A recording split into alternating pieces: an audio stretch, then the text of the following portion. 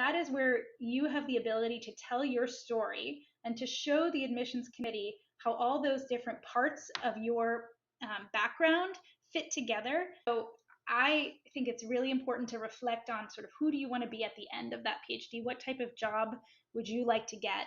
And then use that statement of purpose to show why this PhD program would help get you there. Because what I think is, a good but less strong statement of purpose is one that just expresses why I'm interested in public health. I've had some experiences and I'm interested in public health. And that's good, but for the PhD level, we really want to see, okay, well, in public health, you don't need a PhD to do many jobs in public health. That's so true. why this PhD, and what will this program specifically help, get you there? And so showing your alignment with the program in that statement, and also showing how all those past experiences, how your past training, how whatever work experience you have has sort of led you to the point where you want to do this PhD, and then again showing after the PhD where you're going. You don't have to know exactly this job in this Yeah. organization, and I know that a PhD is needed to move me to the next, point in my career. That is really helpful.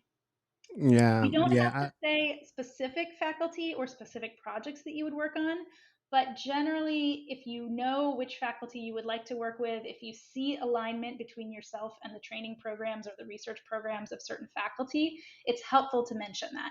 You don't need to limit yourself and say, I only want to work with this one person, but you can say, here are some examples of the faculty who I see that I would benefit from working from, the types of projects I'd like to do, the type of work I'd like to do, that kind of thing.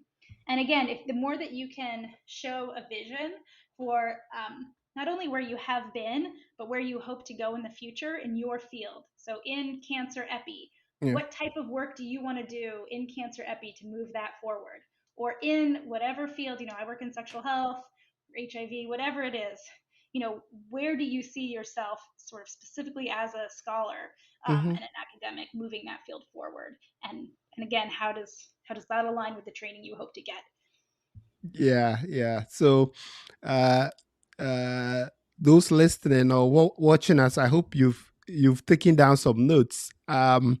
So you really need to show a sense of purpose or a sense of direction in your statement of purpose. Talking about your background and where you're coming from is not enough.